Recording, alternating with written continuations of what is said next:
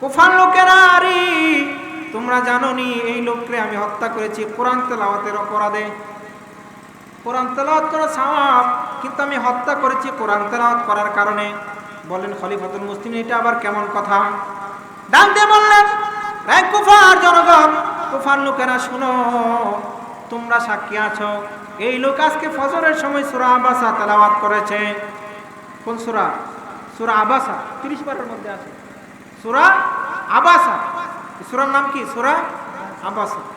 কোরআনুল কারীমের সূরা কয়টা আছে জানেন না? কোরআন শরীফের মধ্যে মোট সূরা কয়টা? 114টা। কয়টা সূরা? 114টা সূরা। এর মধ্যে 30 পারার মধ্যে একটা সূরা আছে, সূরার নাম কি? সূরা আবাসা। হযরত ওমর বললেন, রে কুফার অধিবাসীরা, তোমরা সাক্ষী আছো, সে আজকে ফজরের সময় সূরা আবাসা তেলাওয়াত করেছে। তখন কুফার লোকেরা বলতেছে, হ্যাঁ আজকে শুধু না, সে প্রত্যেকদিন এই সূরাটা পড়ে। প্রত্যেকদিন কি এই সূরাটা পড়ে। বললেন যে এই জন্যই তাকে হত্যা করেছি, এই জন্যই আমি তাকে হত্যা করেছি। বললেন কেমন কথা? সূরা আবাসা পড়লে কি অপরাধ? বললেন এই সূরা আবাসা সে পড়ে খারাপ নিয়তে। কোন নিয়তে পড়ে? খারাপ নিয়তে। সূরা আবাসার মধ্যে আল্লাহ তাআলা মহব্বতের সাথে আমাদের নবীকে কিছু শাসন করেছে। আল্লাহ তাআলা নবীকে মহব্বত করে যদি কোনো কথা বলে, কোনো শক্ত কথা বলে, আমি আপনি কি এটা নিয়ে বারবার কি বলবো? কি বলে? আমি আপনি উম্মত হয়ে যে আয়াতে নবীজির শান বা নবীজির ইজ্জতের কথা আছে, সেই আয়াতগুলো আমরা বেশি বেশি পড়ব। ওই ইমাম সাহেব সে মনে মনে ভাবছে, মাথায় ইয়া নাই তো, গেল নাই তো, সে ভাবছে এটা পড়লে বুঝি নবীজির শান কমে যাবে, এই আয়াতে নবীজির শান একটু কম কম মনে হয়, এই জন্য সেই আয়াত, এই সূরাটা প্রত্যেকদিন তেলাওয়াত করে।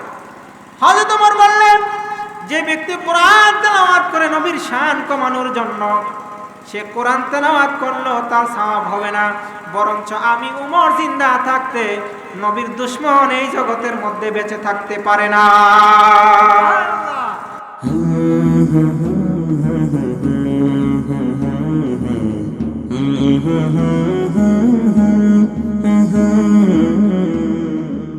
আল্লাহ পাক রব্বুল আলামিন বলেন, সে শ্রেষ্ঠ পাপী হলেও যখন আমার বন্ধুর নাম নেয়, সঙ্গে সঙ্গে আমি আল্লাহ পাক রব্বুল আলামিন তার तमाम জিন্দেগীর গুনাহ খাতাগুলি maaf করে দেয়। সুবহানাল্লাহ।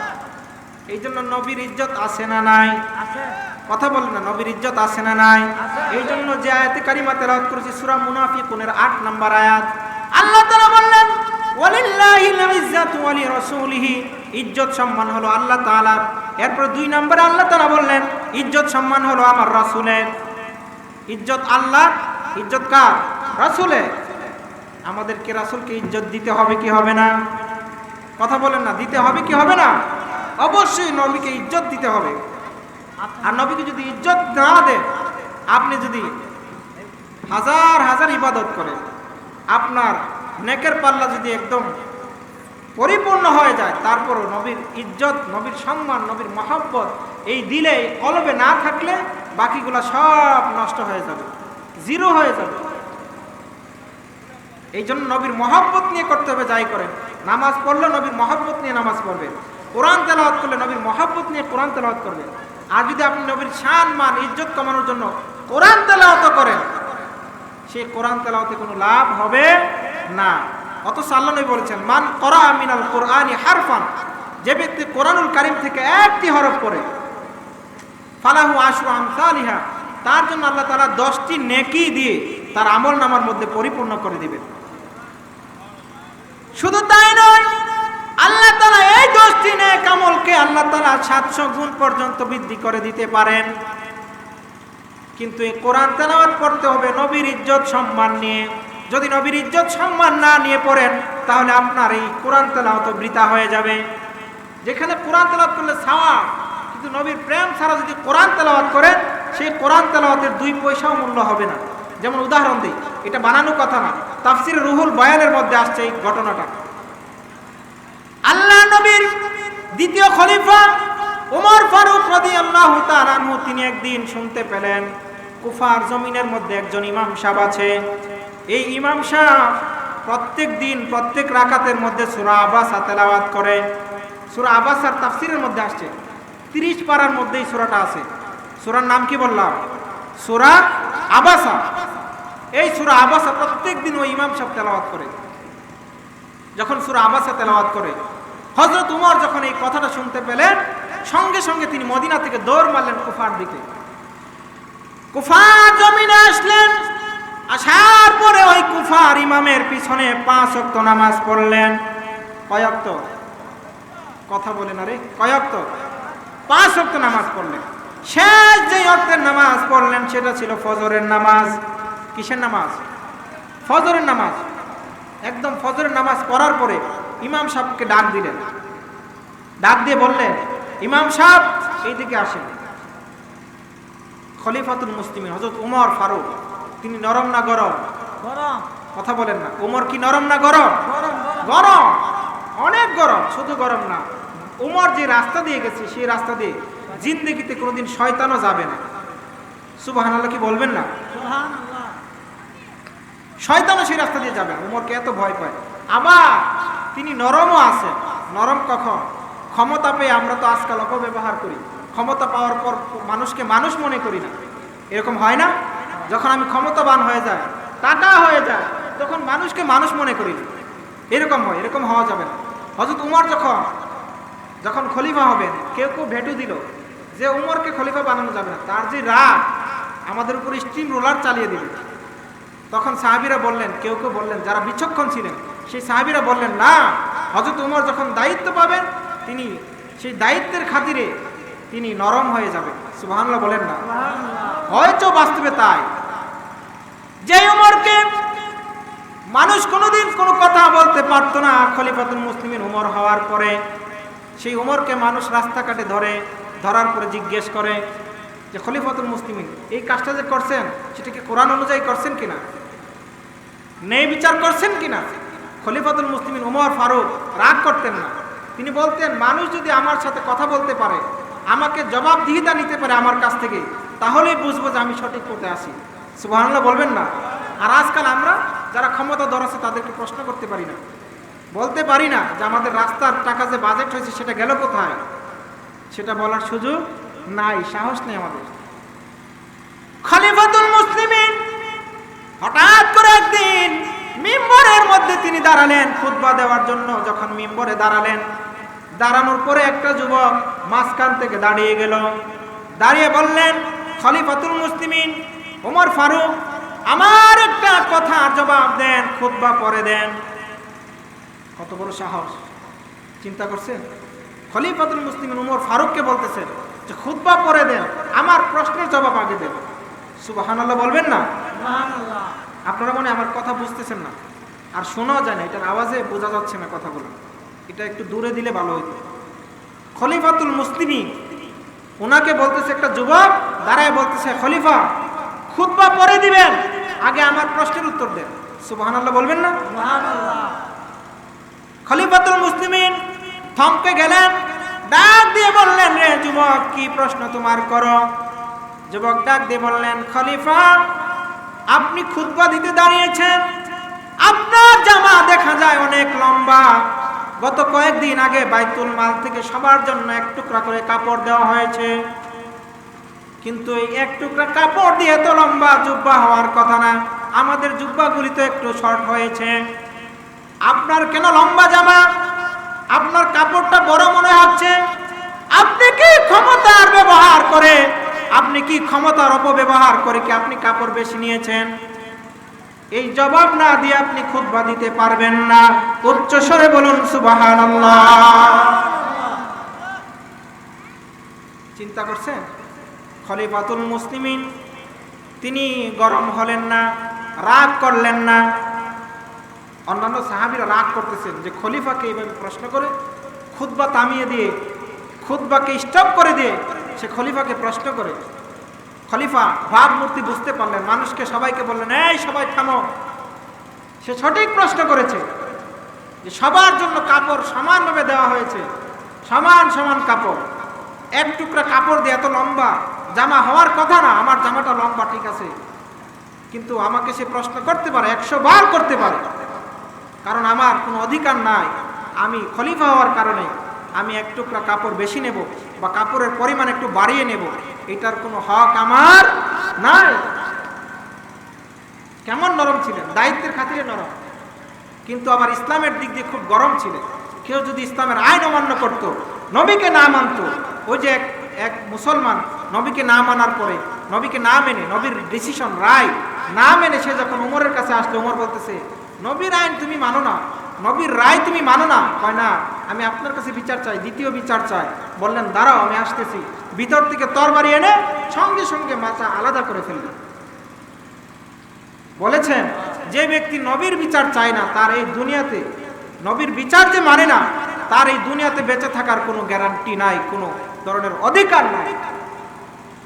সুবহানাল্লাহ বলবেন না? এই জন্য বলছিলাম উমর গরম আবার নরম। উমর ফারুক বললেন সাহাবীরা, রে সাহাবীরা তোমরা থামো, এই যুবক সত্য প্রশ্ন করেছে, সঠিক প্রশ্ন করেছে। যুবককে ডাক দিয়ে বললেন, যুবক তোমাকে ধন্যবাদ জানাই, তোমাকে সেলিউট। তুমি আমাকে যে প্রশ্নটি করেছ, তুমি যে আমার কাছ থেকে জবাবদিহিতা নিতে চাচ্ছ, এইটার জন্য আমি হাশরের ময়দানে বলতে পারবো রব্বুল আলামিন তোমার পক্ষ থেকে দায়িত্ব পাওয়ার পরে আমি এই ক্ষমতার অপব্যবহার করি নাই, আমি কোনো দুর্নীতি করি নাই, আমি আল্লাহর কাছে বলতে পারবো।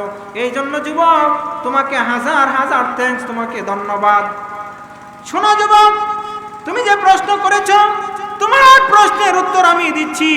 তুমি যে আমাকে প্রশ্ন করেছো আমার জামাটা কেন লম্বা হয়ে গেল, শোনো, কিছুদিন আগে বাইতুল মাল থেকে যে সবার জন্য সমানভাবে জামা দেওয়া হয়েছে, আমার ভাগে একটা পড়েছে, আমার ছেলে আব্দুল্লাহর ভাগে আরেকটা কাপড়ের টুকরা পড়েছে। আমি আব্দুল্লাহর কাপড়টা আমার কাপড়ের সাথে অ্যাড করে লম্বা জামা বানিয়ে দিয়েছি। আমার ছেলে আব্দুল্লাহর কাপড়টা আমি আমারটার সাথে জোড়া দিয়ে আমি লম্বা জামা বানিয়েছি, আমি বেশি কাপড় নেই নাই। সুবহানাল্লাহ বলবেন না? সুতরাং সেই উমর যেমন গরম তেমন নরম, দায়িত্বের খাতিরে তিনি নরম ছিলেন। যেখানে নেই নীতি নিয়ে মানুষ প্রশ্ন করবে, সেখানে উত্তর দিতে হবে, জবাবদিহিতা দিতে আপনি বাধ্য, কারণ আপনি দায়িত্ববান, আপনি মানুষের খাদেম, সেবক।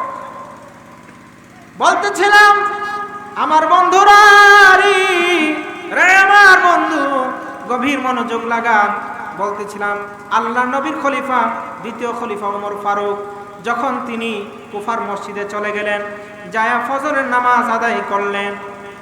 5 ওয়াক্ত নামাজের শেষ ওয়াক্তের নামাজ ছিল ফজরের নামাজ। এই ফজরের নামাজ আদায় করার পরে ইমাম সাহেবকে ডাক দিলেন। ইমাম সাহেব আসলেন। ওইখানে কেউ ওনাকে চিনে না, কারণ ওমর ফারুক ছদ্মবেশে ঘুরতেন, ঘুরে তিনি প্রজাদের খবর নিতেন, রাজ্যের যে অধিবাসী ছিল তাদের খবর নিতেন। সুবহানাল্লাহ বলবেন না? আরাম করেন নাই, রাত্রিবেলা আরাম করেন নাই। তিনি দেখেছেন তার রাজ্যের মধ্যে কে কে না খেয়ে আছে, কে অশান্তিতে আছে, কার দুঃখ কষ্ট আছে। তিনি বলতেন আল্লাহ, আমার রাজ্যের মধ্যে কেউ যদি না খেয়ে মারা যায়, না খেয়ে রাত্রিবেলায় ঘুমাতে যায়, আর আমি ওমর যদি খেয়ে রাত্রিবেলা আরামে ঘুমায়, আমি আল্লাহর কাছে কি জবাব দেব? আল্লাহু আকবার। কিরকম শাসক ওনারা ছিলেন। বলতেছিলাম হযরত ওমর ছদ্মবেশে তিনি ঘুরতেন, ছদ্মবেশে ওইখানে নামাজ পড়লেন কুফার মসজিদে। শেষের যে নামাজটি পড়লেন ফজরের নামাজ, ফজরের নামাজ পড়ে ইমাম সাহেবকে সামনে ডাক দিলেন। ডাক দেওয়ার পরে ইমাম সাহেবকে যখন কাছে নিয়ে আসলেন, কাছে আসার পরে খলিফা সঙ্গে সঙ্গে ওনার আস্তিন থেকে তরবারিটা বের করে ওই ইমাম সাহেবের গর্দান আলাদা করে ফেললেন। কি করে ফেললেন? মাথা কি করে ফেললেন? আলাদা করে ফেললেন। মসজিদের ভিতরে মানুষগুলি তাজ্জব হয়ে গেল, আর বলতে লাগলো হাই হাই, আমাদের এত ভালো একজন ইমাম সাহেবকে হত্যা করে ফেলেছে। কে রে, কে এই লোকটা আমাদের ইমাম সাহেবকে মেরে ফেললো? সবাই চতুর্দিক দিয়ে ওনাকে ঘেরাও করে ফেললেন। হযরত উমরকে ঘেরাও করে বলতেছেন আমাদের এত ভালো একজন ইমাম সাহেবকে হত্যা করে ফেলেছেন। দেখবেন যারা মুনাফিক হয়, তারা দেখবেন সবার কাছে ভালো। কি বলেন? সবার কাছে ভালো না? এইখানেও ভালো, ওইখানেও ভালো। এখানে এসে বলবে হুজুর একটু দাঁড়ায় ক্যাম্প করলে সমস্যা কি? সমস্যা নাই তো। ওখানে গিয়ে বলবে যে বেদাত। বুঝেন নাই? যেখানে যেটা চলে ওইটাই চালায়। তো আমার সাথে আমার কথা, আপনার সাথে আপনার কথা, সামনে এক পিছনে আরেক, এটাকে বলে মুনাফিকি। এটা কি বলে? মুনাফিকি। মুনাফিক হওয়া যাবে না। কারণ আল্লাহ তাআলা কোরআনুল কারীমে বলেছেন, ইন্নাল মুনাফিকিনা ফিদ দারকিল আসফালি মিনান নার।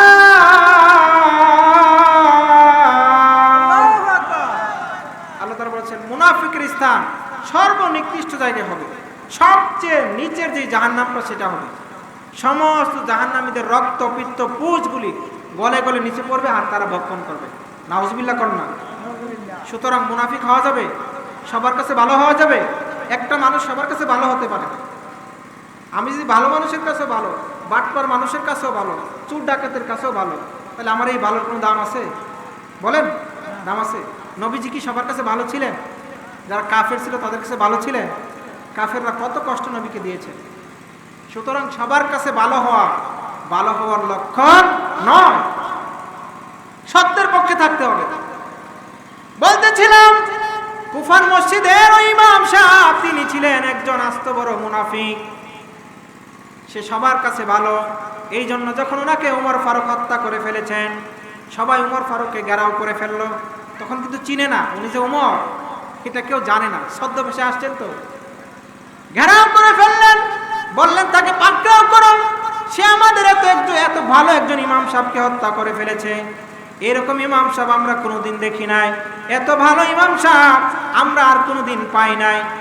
সবার কাছে ভালো, সবাই বলতেছে হাই হাই, এটা কি হইলো, কি হইলো, আমাদের তো ভালো একজন ইমাম সাহেবকে হত্যা করে ফেলেছে, এই লোকটাকে ধরো, তাকে আমরা কতল করব। উমর ফারুক বললেন, রে কুফার অধিবাসীরা, রে নামাজিরা, মুসল্লিরা, শোনো, তোমরা কি আমাকে চিনো? বললেন না, চিনি না। বললেন আমি হলাম মুসলিম জাহানের দ্বিতীয় খলিফা, খলিফাতুল মুসলিমিন উমর। এমনিতে মানুষ একটা দৌড় শুরু করছে, সুবহানাল্লাহ বলবেন না? দৌড়ানো শুরু করছে, কে শুনে কার কথা, কার আগে কে ভাগবে এখান থেকে। কারণ হযরত উমর যেখানে আছে শয়তান সেখানে আছে। আমাদের অনেকের সাথে শয়তান আছে না? কথা বলে না, শয়তান আছে না? মসজিদে শয়তান আছে না? মসজিদও আছে। এই জন্য নবীজি বলেছেন কাতারের মাঝখানে কি করবা? ফাঁকা রাখবা না, একদম ঘেসে ঘেসে চেপে চেপে দাঁড়াবা, যাতে শয়তান মাঝখানে এসে জায়গা না পায়। শয়তান মাঝখানে ঢুকে ওয়াসওয়াসা দেয়, মনের ভিতরে ঢুকে কি দেয়? কুমন্ত্রণা দেয়, যার কারণে নামাজ নষ্ট হয়ে যায়। ওই যে কিছু কিছু মানুষের সাথে শয়তান ছিল, তারা একদম দৌড়ানো শুরু করছে, কার আগে কে ভাগবে এখান থেকে। হযরত উমর একটা ধমক দিলেন, এই সবাই থামো, আসো এখানে। তোমরা যে এখান থেকে দৌড় মারছো, কালকে গিয়ে প্রচার করবা যে খলিফাতুল মুসলিমিন উমর অন্যায়ভাবে একজন ইমাম সাহেবকে হত্যা করে ফেলেছে। আমি কি কারণে হত্যা করেছি, কি জন্য তাকে আমি কতল করলাম, কি জন্য আমি তাকে মেরে ফেললাম, তোমরা কি এটা জানবা না? জানতে হবে তো, নাহলে তো তোমরা গিয়ে ভাইরাস ছড়াইবা বাইরে। ডাকলেন, সবাই আবার আসছে ঠিকই, কিন্তু দাঁড়ায় দাঁড়ায় সবার ভিতরে কাঁপুনি আসে না? নাই, কাঁপতেছে মনে মনে, আজকে নিয়ে আমাদেরকে আবার হত্যা করে ফেলে। কারণ হযরত উমরের চেহারা তখন গরম ছিল। ডাক দিয়ে বললেন, কুফার অধিবাসীরা, রে কুফার জনগণ, আমি তোমাদেরকে হত্যা করতে আসি নাই, তোমরা আর কাঁপাকাঁপি করো না, ভয় পেও না। আমি যাকে হত্যা করতে আসছি তাকে আমি হত্যা করে ফেলেছি, কিন্তু তোমাদেরকে আমি জানাতে চাই কেন তাকে হত্যা করলাম। রে কুফার অধিবাসীরা, তোমাদেরকে প্রশ্ন করি, তোমরা বলো কোরআন তেলাওয়াত করা কি সওয়াব না গুনাহ? কুফার সমস্ত মানুষের জবাব দিল যে কোরআন তেলাওয়াত করা সওয়াব, শুধু সওয়াব নয়, আল্লাহ নবী বলেছেন মান ক্বারা মিনাল কুরআনি হারফান ফালাহু আশরু আমসালিহা, যে ব্যক্তি কোরআনুল কারীম থেকে একটি হরফ পড়বে, পড়া মাত্র তার আমলনামার মধ্যে 10টি নেকি দেওয়া হবে। 10টি নেকি হয়ে যাবে। শুধু তাই নয়, বুখারী শরীফের মধ্যে আসছে আল্লাহ তাআলা এই 10টা নেকি থেকে আল্লাহ তাআলা চাইলে 700 গুণ পর্যন্ত বৃদ্ধি করে দিতে পারে। কুফার জনগণ, কুফার লোকেরা, তোমরা জানো নি এই লোককে আমি হত্যা করেছি কোরআন তেলাওয়াতের অপরাধে। কোরআন তেলাওয়াত করা সওয়াব, কিন্তু আমি হত্যা করেছি কোরআন তেলাওয়াত করার কারণে। বলেন খলিফাতুল মুসলিমিন, এটা আবার কেমন কথা? ডাক দিয়ে বললেন, এই কুফার জনগণ, কুফার লোকেরা শুনো, তোমরা সাক্ষী আছো, এই লোক আজকে ফজরের সময় সূরা আবাসা তেলাওয়াত করেছে। কোন সূরা? সূরা আবাসা, 30 পারার মধ্যে আছে সূরা আবাসা। সূরার নাম কি? সূরা আবাসা। কোরআনুল কারীমের সূরা কয়টা আছে জানেন না? কোরআন শরীফের মধ্যে মোট সূরা কয়টা? 114টা। কয়টা সূরা? 114টা সূরা। এর মধ্যে 30 পারার মধ্যে একটা সূরা আছে, সূরার নাম কি? সূরা আবাসা। হযরত ওমর বললেন, রে কুফার অধিবাসীরা, তোমরা সাক্ষী আছো, সে আজকে ফজরের সময় সূরা আবাসা তেলাওয়াত করেছে। তখন কুফার লোকেরা বলতেছে, হ্যাঁ আজকে শুধু না, সে প্রত্যেকদিন এই সূরাটা পড়ে। প্রত্যেকদিন কি এই সূরাটা পড়ে। বললেন যে এই জন্যই তাকে হত্যা করেছি, এই জন্যই আমি তাকে হত্যা করেছি। বললেন কেমন কথা, সূরা আবাসা পড়লে কি অপরাধ? বললেন এই সূরা আবাসা সে পড়ে খারাপ নিয়তে। কোন নিয়তে পড়ে? খারাপ নিয়তে। সূরা আবাসার মধ্যে আল্লাহ তাআলা মহব্বতের সাথে আমাদের নবীকে কিছু শাসন করেছে। আল্লাহ তাআলা নবীকে মহব্বত করে যদি কোনো কথা বলে, কোনো সত্য কথা বলে, আমি আপনি কি এটা নিয়ে বারবার কি বলবো? কি বলে? আমি আপনি উম্মত হয়ে যে আয়াতে নবীজির শান বা নবীজির ইজ্জতের কথা আছে, সেই আয়াতগুলো আমরা বেশি বেশি পড়ব। ওই ইমাম সাহেব সে মনে মনে ভাবছে, মাথায় ইয়া নাই তো, গেল নাই তো, সে ভাবছে এটা পড়লে বুঝি নবীজির শান কমে যাবে, এই আয়াতে নবীজির শান একটু কম কম মনে হয়, এই জন্য সেই আয়াত, এই সূরাটা প্রত্যেকদিন তেলাওয়াত করে। হযরত ওমর বললেন, যে ব্যক্তি কোরআন তেলাওয়াত করে নবীর শান কমানোর জন্য, সে কোরআন তেলাওয়াত করলো তার সওয়াব হবে না, বরঞ্চ আমি উমর জিন্দা থাকতে নবীর দুশমন এই জগতের মধ্যে বেঁচে থাকতে পারে না, এই জন্য হত্যা করে ফেলেছি। এই জন্য নবীকে ইজ্জত দিতে হবে কি হবে না? সম্মান দিতে হবে কি হবে না? অবশ্যই দিতে হবে। বন্ধুরা আমার, আপনাদের জন্য আমি অনেকটি হাদিস আমি লিখে এনেছিলাম, জানি না সময় পাবো কিনা। এই প্রত্যেকটা হাদিস বুখারী শরীফের হাদিস। আমাদের সমাজে এখন বুখারী রোগে ধরছে। আপনি কোরআনুল কারীম থেকে দলিল দিলেও মানবে না, খালি কো বুখারী বুখারী।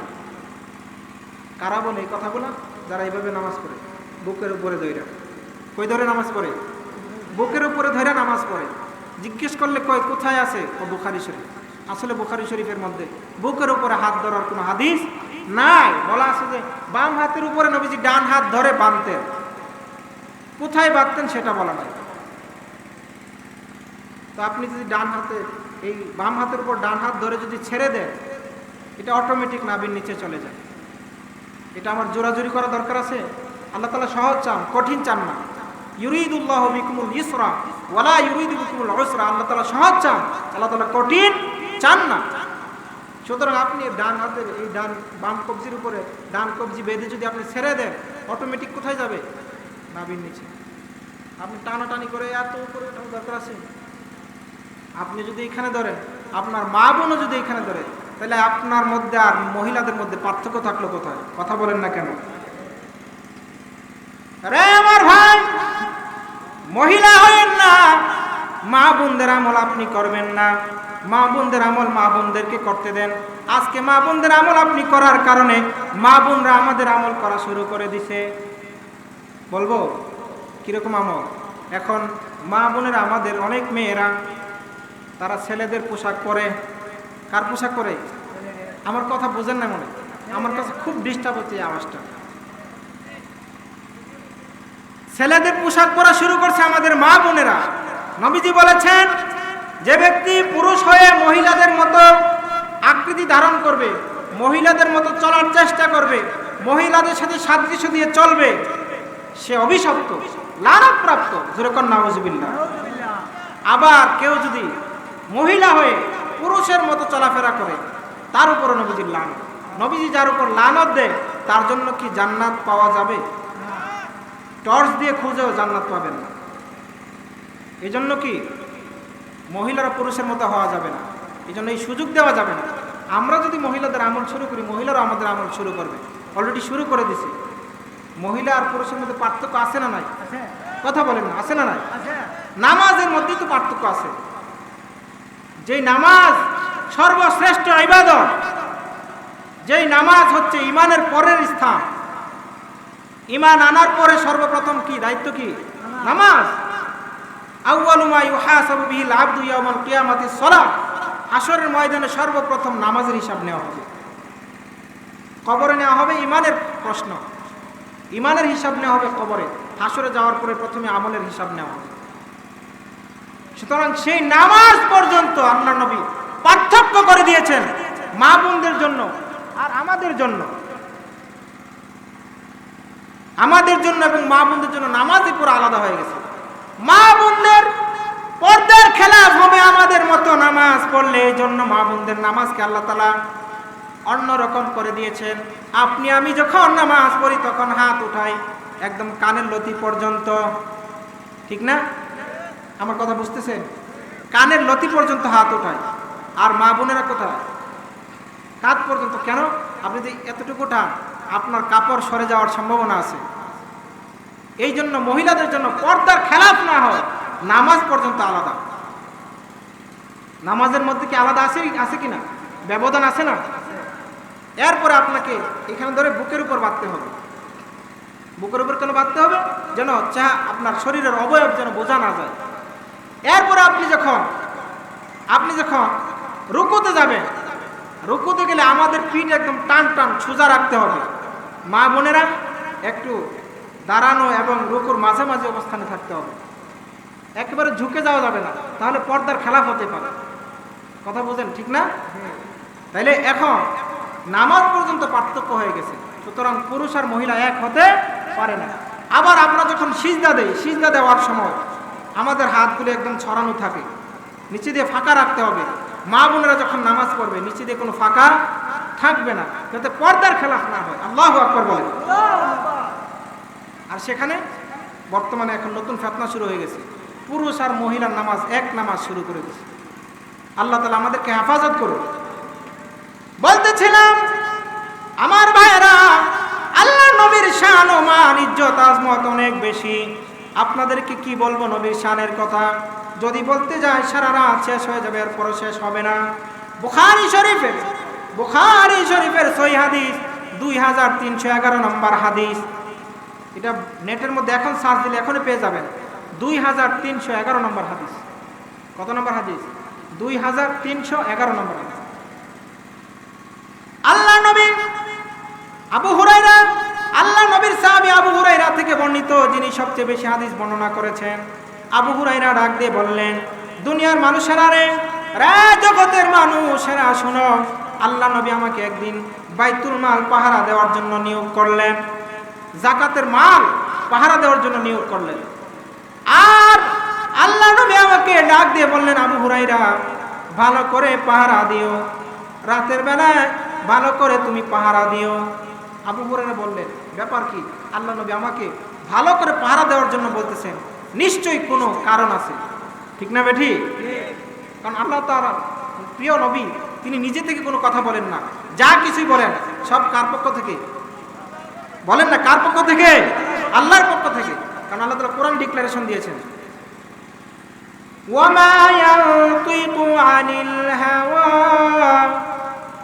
ইন হুয়া ইল্লা ওয়াহয়ু ইউহা।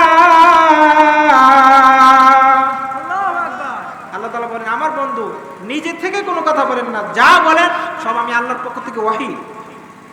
আমি না বললে তিনি কোনো কথাই কি বলেন না। সুবহানাল্লাহ বলবেন না? এই জন্য নবীর কথা পরোক্ষভাবে এটা আল্লাহর কথা। বলতেছিলাম নবীজি যখন বলছেন যে ভালো করে পাহারা দিও, বুঝে গেলেন হয়তো কোনো একটা কারণ আছে। আবু হুরায়রা একদম সজাগ দৃষ্টিতে, চোখ একদম টান টান করে একদম তাকায় রইলেন। হঠাৎ করে তাকায় দেখলেন ওই বাইতুল মালের ভিতরে একটা চোর প্রবেশ করলো। চোরটা ঢুকে এসে গিয়ে গমের বস্তার ভিতরে হাত ঢুকাই দিল। গমের বস্তার ভিতরে যখন হাত ঢুকাইল, আবু হুরায়রা পেছন থেকে পা টিপে টিপে একদম চোরের কাছে চলে গেল। যাওয়ার পরে চোরকে একদম পেছন থেকে এইভাবে ধরে ফেললো, এইভাবে শক্ত করে ধরলো। ধরে বলতেছে, এই চোর, তুই চুরি করতে আসছস, আজকে তোকে আমি নবীর কাছে নিয়ে যাব, তোর কঠিন বিচার হবে। চুরির শাস্তি হিসেবে তোর হাত কেটে দেওয়া হবে। ইসলামী আইনে চুরির শাস্তি হচ্ছে কি? হাত কেটে দেওয়া। চোর ডাক দিয়ে বলল, আবু হুরায়রা, আরে রে আবু হুরায়রা, আমি এখানে আসছি যে এমনিতে আসি নাই, বাধ্য হয়ে আসছি রে আবু হুরায়রা। রে আবু হুরায়রা, ঘরের মধ্যে আমার খাবার নাই, আমার সন্তানগুলি না খেয়েছে, চিল্লা পাল্লা করে, আমার ছেলে মেয়েগুলি, আমার সন্তানগুলি আমার কাছে অভিযোগ করে। আবু হুরায়রা, আরে রে আবু হুরায়রা, পৃথিবীর কোন বাবা পারে রে সন্তান সন্ততিরা যখন তার কাছে আবদার করে, কাকুতি মিনতি করে, কান্নাকাটি করে, পৃথিবীর কোনো বাবা সহ্য করতে পারে না। কথা বলেন ঠিক না বেটি? এই জন্য আবু হুরায়রা, আমার ঘরের মধ্যে আমার সন্তানগুলি না খেয়ে আছে, তারা ক্ষুধার তাড়নায় তারা আমার কাছে কান্নাকাটি করে, অভিযোগ করে, এই জন্য বাধ্য হয়ে আমি এই বাইতুল মালে চুরি করতে আসছি। আজকের মতো ছেড়ে দাও, আজকের মতো আমাকে ছেড়ে দাও, আর কোনোদিন আমি এখানে আসবো না। এই কথা বলার পরে আবু হুরায়রা বললেন, আমার মনের ভিতরে অনেক মায়া লেগেছে, এই জন্য আমি চোরকে ছেড়ে দিলাম। চোরকে কি করলাম? ছেড়ে দিলাম। এমনিতে ফজর আজান হয়ে গেছে। আসসালাতু খায়রুম মিনান নাওম। ফজরের আজান হয়ে গেছে। অনেকে আছে যারা চুরি করে, বাধ্য হয়ে চুরি করে। তো এরকম অনেক ওয়াকে আসছে, বললে অনেক বলা যাবে। বলতেছিলাম, সে চোরটা বলতেছে যে আমি বাধ্য হয়ে আসছি, আমার ছেলে পেলেরা না খেয়ে আছে, অনাহা, তাদের কান্না দেখলে আমি বাবা সহ্য করতে পারি না, এই জন্য আসছি, আমাকে ছেড়ে দাও আজকের মতো, আমি আর আসবো না। আবু হুরায়রা বললেন, চোরের কথা শুনে আমার অনেক মায়া লেগেছে, এই জন্য আমি চোরকে ছেড়ে দিয়েছি, আর বলেছি আর যেন না আসবি, আর কোনোদিন আসবি না। এই কথা বলে আমি চোরকে ছেড়ে দিলাম। ফজরের আজান হয়ে গেল। আসসালাতু খায়রুম মিনান নাওম। ফজরের আজানের পরে আল্লাহ নবী ঘুরে বসলেন, ডাক দিয়ে বললেন, আবু হুরায়রা, আরে রে আবু হুরায়রা, মা ফাআলা আসিরুকা। বানানো কথা না, বুখারী শরীফের হাদিস, 2311 নম্বর হাদিস, 2311 নম্বর হাদিস। আবু হুরায়রা, রে মা ফাআলা আসিরুকা, তোমার বন্দী কোথায় গেল? রাতের বেলায় যে চোর আসছিল, চোরের কি হলো? আল্লাহু আকবার বলেন। রাতের বেলায় যে চোর আসছে, নবী জানেন কেমনে? এটা কে জানাইছে? আল্লাহ। মানুষগুলো কথা বলে না, কে জানাইছে? আল্লাহ যদি জানায় থাকে, আপনার আমার কোনো আপত্তি আছে? কিন্তু অনেকে আপত্তি করে, আল্লাহ কেন জানাই না, কেন আল্লাহ নবীকে জানাইলো, এটা নিয়ে আপত্তি করে, তাদের মনে বড় কষ্ট। নবী জানলে তাদের কষ্ট, কলিজা জ্বলে। নাউজুবিল্লাহ পড়েন না। নবীর শান মান ইজ্জত শোনার পরে যদি আপনার চেহারা ফর্সা হয়ে যায়, ধপধপে সাদা, হাস্যোজ্জ্বল হয়ে যায়, বুঝবেন আপনার ভিতরে ঈমান আছে। কি আছে? কথা বলেন, কি আছে? আর নবীর শান মান শোনার পরে যদি দেখেন যে আপনার চেহারা কালো হয়ে যাচ্ছে, তাহলে বুঝবেন যে আপনার ঈমানের মধ্যে গন্ডগোল আছে। ঈমান গিয়ে উঠছে তাল গাছে, আর তাল গাছে পড়ছে ঠাড়া, ঈমান শেষ। তাল গাছ যেই উঁচা, যেই লম্বা তাল গাছ, লম্বা তাল গাছে তো এমনিতে ওঠার কোনো কোল নাই, তারপরও আবার যদি তাল গাছের উপর ঠাড়া পড়ে, তাহলে তো ঈমান একেবারেই শেষ। কি বলে, ঈমান আর আছে? এই জন্য নবীকে চিনতে হবে। শুরুতে বলেছিলাম, আমি নবী না চিনিলাম, কি যে ভুল করিলাম, ভস্মে ঢালিলাম ঘি,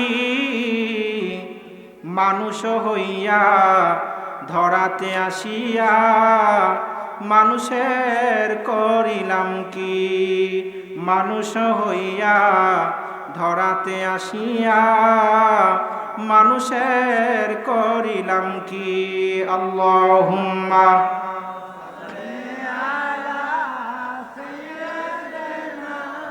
মাওলানা মুহাম্মদ ওয়া আলা আলি সাইয়্যিদিনা মাওলানা, আল্লাহুম্মা সাল্লি ওয়া সাল্লিম ওয়া বারিক আলাইহি। বলতেছিলাম, আমার বন্ধুরা রে, আমার মকবুলপুরের ভাইয়েরা, আল্লাহ নবী যখন এই খবর দিলেন যে রাতের বেলায় চোর তোমার সাথে কি করলো, আবু হুরায়রা বললেন, নবীজি গো, ও মায়ার নবী, দয়ার নবী, আমি চোরকে পাকড়াও করেছিলাম, মন্নত করেছিলাম এবং আমি মনে মনে স্থির করেছিলাম আপনার কাছে নিয়ে আসব, কিন্তু চোর আমার কাছে অনেক কাকুতি মিনতি করেছে আর কান্না করে দিয়েছে গো নবীজি। আমার কাছে বলেছে তার পরিবারের সব সদস্যরা নাকি না খেয়ে আছে, বাধ্য হয়ে নাকি বাইতুল মালে চুরি করতে আসছে, এই জন্য আমি ছেড়ে দিয়েছি। আল্লাহ নবী বললেন, আবু হুরাইরা সে বড় মিথ্যুক, মিথ্যা কথা বলেছে রে আবু হুরাইরা, কালকের রাতের বেলায় আবারও সে আসবে। চিৎকার মেরে বলুন সুবহানাল্লাহ। কালকে রাতে আবারও আসবে সে। বুঝলাম গতকালকের খবর দিয়েছেন নবীজি, এটা আল্লাহ তাআলা জানিয়ে দিয়েছেন, আবার অগ্রিম খবরও দিয়ে দিলেন। সুবহানাল্লাহ বলবেন না? আল্লাহু আকবার। এই ইজ্জত সম্মান নবীকে দিয়েছেন, আমরা খুশি না বেজার? আপনার বাবার প্রশংসা যদি কেউ করে, আপনি খুশি না বেজার? রে আমার ভাইরা, সহজ সূত্র আপনাদেরকে শিখিয়ে দিয়ে যায়, পৃথিবীর কোনো মা কোনো বাবা সন্তানের কাছে খারাপ হতে পারে না। পারে না। আল্লাহর নবী এরকম, আমি যদি অন্যদিকে চলে যাচ্ছি আলোচনা, আপনাদেরকে বলি যে মা বাবার নাফরমানি করার জন্য নবীজি শিখান নাই। মা বাবার নাফরমানি করার জন্য কি নবীজি শিখান নাই? দেখেন, আমরা তো কাদরিয়া তরিকার যিনি পীর আব্দুল কাদের জিলানী রাদিয়াল্লাহু তাআলা, ওনাকে বিশ্বাস করি, সম্মান করি, ওনার তরিকার উপর আমরা অনেকে আসি না? কিন্তু ওনার মা যখন বলে দিয়েছিলেন, আপনারা সকলে এই ঘটনা জানেন, কিন্তু আমি সেখান থেকে একটা পয়েন্ট আউট করতে চাচ্ছি। একটা পয়েন্ট, ওনার মা বলেছিলেন 40টা স্বর্ণ মুদ্রা দিয়েছি, 40টা স্বর্ণ মুদ্রা দিয়েছি, তুমি পড়ালেখা করতে যাও, তবে মনে রেখো কোনোদিন মিথ্যা কথা বলো না। কি বলো না? যখন চোরেরা আক্রমণ করলো, ডাকাতেরা, আপনারা জানেন, আক্রমণ করার পরে ওই অবস্থায় মিথ্যা বলা যায়। যুদ্ধের ময়দানে 3 জায়গায় মিথ্যা বলা যায়, এর মধ্যে যুদ্ধের ময়দানে বিপাকে পড়লে মিথ্যা বলা যায়, ঘায়াল করার জন্য, বিপক্ষ দলকে ঘায়াল করার জন্য মিথ্যা কি বলা যায়। সবাই একটা তাকবীর, নারে তাকবীর, নারে রিসালাত। বিশেষ অতিথির আগমন, বিশেষ অতিথির আগমন এই মাহফিলের পক্ষ থেকে, মকবুল পরের পক্ষ থেকে নারে তাকবীর, নারে রিসালাত। সকলে পড়ে আলহামদুলিল্লাহ। উপরে আসেন, উপরে হুজুর, উপরে আসেন। তো যাই হোক, আমি অল্প সময় শেষ করে দিচ্ছি। হুজুর চলে আসছেন, হুজুর আপনাদেরকে অনেক সুন্দরভাবে ওয়াজ শোনাবেন। হুজুর ওয়াজ আমিও শুনেছি, ইউটিউবে অনেক ওয়াজ আছে, অনেক চমৎকার আলোচনা করবেন ইনশাআল্লাহ।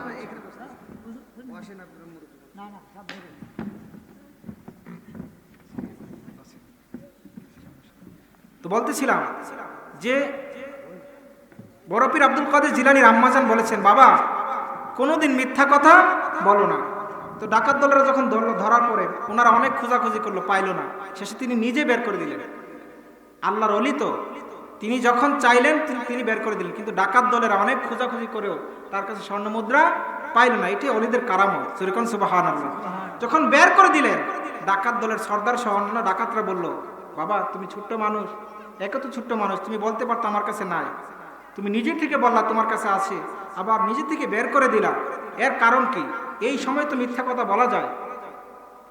বললেন যে রে ডাকাতের সর্দারেরা, ডাকাত দলের লোকেরা, শোনো, মিথ্যা বলা 3 স্থানে জায়েজ আছে, কিন্তু মার নাফরমানি করা কোনো স্থানেই জায়েজ না। এটা শিখে রাখবেন চিরকাল। মা বাবার সাথে কোনোদিন নাফরমানি করা যাবে না। মা বাবা যদি হাজারো খারাপ হোক, শ্রেষ্ঠ খারাপ হোক, পৃথিবীর শ্রেষ্ঠ খারাপ হলেও আপনার মা বাবা আপনার কাছে সর্বশ্রেষ্ঠ। কথা কোন ঠিক না বেঠিক? আব্দুল কাদের জিলানী বলেছেন, মিথ্যা বলা জায়েজ আছে, কিন্তু মা বাবার নাফরমানি করা জায়েজ নাই। আমার আম্মা বলেছে কোনোদিন মিথ্যা কথা বলো না। এই কথা বলাতে হলো কি, তারা ডাকাতি ছেড়ে এক একজন কুতুব হয়ে গেল, আল্লাহর ওলি হয়ে গেল। এই জন্য বলতেছিলাম যে মা বাবার নাফরমানি করা যাবে না, আর মা বাবার কথা কি শুনতে হবে, অবশ্যই শুনতে হবে। যে কথা বলতেছিলাম যে নবীজির শান ও মান, ইজ্জত, আজমত অনেক ঊর্ধ্বে, অনেক ঊর্ধ্বে। যে হাদিস আপনাদেরকে আমি বলতেছি, অর্ধেক বলেছি, আমি 1 মিনিটে শেষ করে দিচ্ছি এই হাদিসটা, যে দ্বিতীয় দিন আবার আসলো, তৃতীয় দিন আবারও আসলো। হ্যাঁ, তো নবীজির এই শান মান ইজ্জত আজমতের কথা শুনলে ভালো লাগে না বাবা? ভালো লাগে না? আমাদের নবীর শান মান যদি আমরা শুনি আমাদের কাছে ভালো লাগবে। আমাদের নবীর কোনো দোষ ত্রুটি যদি কেউ বলে বা শান কমানোর জন্য এমন একটা কথা বললো যেটা নবীজির শান কমে, সেটা আপনি নবীর উম্মত হলে আপনার কাছে অবশ্যই কষ্ট লাগবে। ওই যে আপনাকে যে উদাহরণটা দিয়েছিলাম যে মা বাবা নিজের কাছে কোনোদিন কি খারাপ নয়। আপনার মা বাবা আপনার কাছে সর্বশ্রেষ্ঠ, আমার মা বাবা আমার কাছে সর্বশ্রেষ্ঠ। আমার কথা না, কোরআন হাদিসের কথা। নবীজি অসংখ্য জায়গায় সাহাবী এসে বললেন, ইয়া রাসূলুল্লাহ, আমার মা তো সে কাফের, সে আমাকে অত্যাচার করে। আপনার কাছে আসে বলেন, অত্যাচার করলেও তুমি তার অনুগত থাকতে হবে, তার সাথে খারাপ ব্যবহার করতে পারবা না। এরকম অনেক হাদিস আছে। তাহলে নিজের মা বাবা কোনোদিন কি খারাপ না, তাহলে আমার নবী আমার কাছে কেন সম্মান কম বলা হবে? আমার নবীর সম্মান ইজ্জত আজমত সব সময় বেশি। জোরে কোন ঠিক না বেঠি? এই জন্য নবীজি শান কমানো যাবে না, এমন কোনো কথা বলা যাবে না যেটা নবীজি সম্মান কমতি হয়, নবীজি সম্মানে ঘাটতি আসে, এরকম কথা বলা যাবে না। সত্য হলেও বলা যাবে না। আপনার বাবাকে বলতে পারবেন যে হে আমার মায়ের স্বামী, বলতে পারবেন, কিন্তু কথা তো সত্য, বলা যাবে না, সম্মান রাখতে হবে। বলতেছিলাম নবীজি অগ্রিম খবর দিলেন, পিছনের খবর দিলেন, অগ্রিম খবর দিলেন। এভাবে পরপর 3 দিন হওয়ার পরে নবীজি বললেন, আবু হুরায়রা, সে তো মিথ্যুক, তোমাকে আমি 3 দিন যাবত বলতেছি, তুমি কি জানো সে কে? বললেন, না ইয়া রাসূলুল্লাহ, আল্লাহু ওয়া রাসূলুহু আ'লাম, আল্লাহ এবং আল্লাহর রাসূল ভালো জানেন। যেরকম সুবহানাল্লাহ। সাহাবীরা কি বলেছেন? আল্লাহ এবং আল্লাহর রাসূল ভালো জানেন। আর আমরা কই কি যে আল্লাহ জানে, নবী জানে না? নাউজুবিল্লাহ কইতেন না? তাইলে আমরা কি আসল যে সত্য পথ, যে পথ নাজাতপ্রাপ্ত দল, মা আনা আলাইহি ওয়া আসহাবি, নবীজি বলেছেন 73 দলের এক দল জান্নাতে যাবে, বাকি সব জাহান্নামে যাবে। এক দল হচ্ছে মা আনা আলাইহি ওয়া আসহাবি, আমি এবং আমার সাহাবীর মতাদর্শের উপরে যারা আছে। সাহাবীরা কয় আল্লাহ জানে, নবী জানে, আর আমরা কই আল্লাহ জানে, নবী কিছু জানে না। নাউজুবিল্লাহ কইতেন না? শুধু তাই না, অনেকে বলে নবী দেয়ালের পিছে কি আছে সেটাও জানে না। অথচ হাদিস আছে সহিহ বুখারী এবং মুসলিম শরীফের হাদিস, নবী পিছনে দেখতেন সুবহানাল্লাহ কন্যা। তো নবীজি বললেন, আবু হুরায়রা, তুমি কি জানো সে কে? সেটাও নবী বলে দিলেন যে এই চোরটা আসলে চোর না, সে তো ইবলিস, শয়তান। সুরকন নাউজুবিল্লাহ। বললেন চোর তোমাকে 3 দিন ধোঁকা দিচ্ছে। এর চেয়ে নবীজি শান, নবীজি গায়েব জানতেন, ইলমে গায়েবের খবর নবীজি দিতেন। কোরআন হাদিসে অসংখ্য রেফারেন্স দলিল আছে। আল্লাহ তাআলা আমাদের সকলকে নবীজির শান ও মান বুঝার তৌফিক দান করুন। সকল বলুন আমিন। যা কিছু বলেছি আপনাকে সহ আমাকে সহ আপনাদের সকলকে মানার তৌফিক দান করুন, সকলকে আমলে নেওয়ার তৌফিক দান করুন। ওমা আলাইনা ইল্লাল বালাগ। আসসালামু আলাইকুম ওয়া রাহমাতুল্লাহ।